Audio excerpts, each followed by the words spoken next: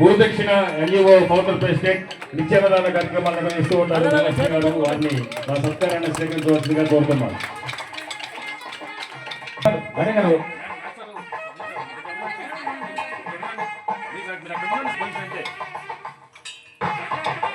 చప్పట్లు. జ్యోతి గారు నలక్ష్మి గారిని కొంచెం ఇక్కడ గ్యాప్ ఇవ్వండి, పిల్లలకి ఎవరికైనా కనపడుతుంది అవార్డు. పెద్దలు అక్షంతలతో ఆశీర్వదిస్తున్నారు. శిరస్నానాన్ని అలంకరింపజేసి సత్కరించవలసిందిగా కోరుతున్నాం. సార్ కొంచెం అడ్డం.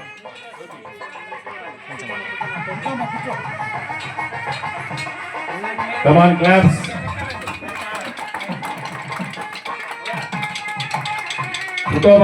ఎట్లా కావాలో మీరు చెప్పండి.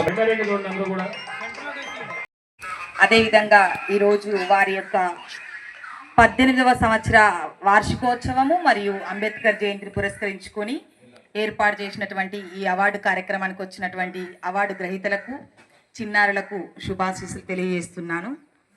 నా పేరు ధనలక్ష్మి. నేను తెలంగాణ వరంగల్ జిల్లా నుంచి వచ్చాను. గురుదక్షిణ ఫౌండేషన్.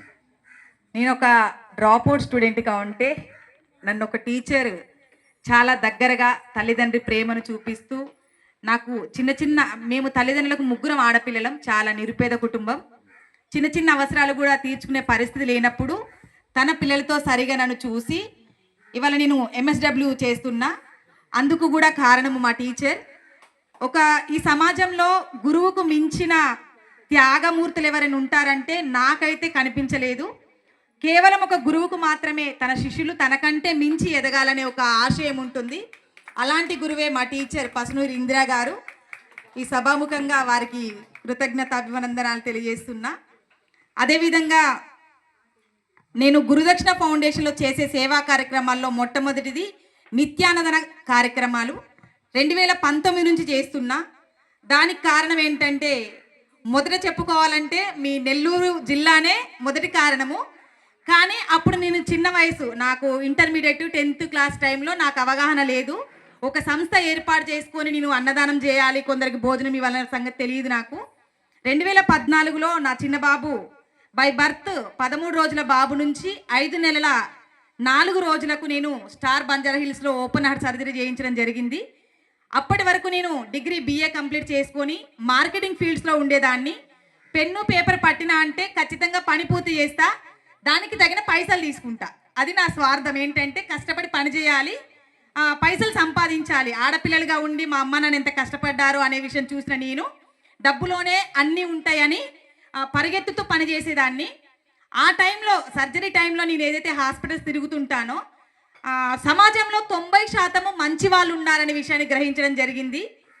చాలామంది సంస్థల వాళ్ళు భోజనం తీసుకొచ్చి ఇస్తే నిజంగా వాళ్ళు ఇష్టంతో తీసుకొచ్చి ఇస్తున్నారు అనే విషయం తెలియక, ఒకటి స్వచ్ఛందంగా వెళ్ళి తెచ్చుకోవడము, రెండోది దొంగతనంగా తెచ్చుకునేదాన్ని. ఎందుకంటే నేను హాస్పిటల్కి వచ్చి మళ్ళీ తిరిగి వెళ్ళినప్పుడు వండి పెట్టేవాళ్ళు లేరు, తీసుకొచ్చి ఇచ్చేవాళ్ళు లేరు కాబట్టి తెచ్చుకునేదాన్ని.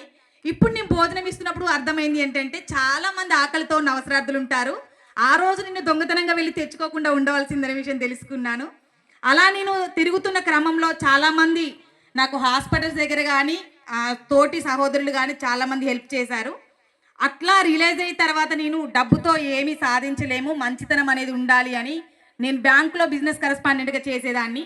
ఒక లోన్ డాక్యుమెంట్ రాస్తే ఎంత వస్తుందో లిమిట్ లేని లాంటి సంపాదనలో కూడా ఉన్నా, కానీ నాకు తృప్తి అక్కడ అనిపించలేదు. ఎందుకంటే ఇవాళ నేను గురుదక్షిణ ఫౌండేషన్ ద్వారా గత 6 సంవత్సరాల నుంచి కూడా వరంగల్లో కార్యక్రమాలు చేస్తున్నప్పుడు నా ఆస్తులేం అమ్ముకోకుండా దాతల సహాయంతో ఈ కార్యక్రమాలు చేస్తున్నా. ఒక చిన్న మాట, నెల్లూరు వాళ్ళే కారణం అని చెప్పడానికి ఏంటంటే నేను స్టూడెంట్గా ఉంటున్నప్పుడు మార్కెటింగ్ చేశాను. నెల్లూరు వేదేపాలెం దగ్గర తెలిసిన ఒక అమ్మ వాళ్ళు నాకు పరిచయం అయ్యి ఒక 20 days నాకు చికెన్ బాక్స్ అయితే వాళ్ళ ఇంట్లో పెట్టుకొని నన్ను పోషించి బాగుపరిచి పంపించారనమాట. కొంచెం ఇక్కడ అంటే నెల్లూరు జిల్లా అని కాదు, ఆంధ్రవాసులందరికీ కూడా ప్రేమాభిమానాలు ఎక్కువ ఉంటాయి, మానవత్వం ఎక్కువ ఉంటుంది అనే విషయం మన ఎంవి రావు ఫౌండేషన్ సార్ని చూడడం ద్వారా తెలియడం జరిగింది. థ్యాంక్ యూ అవకాశం ఇచ్చినందుకు.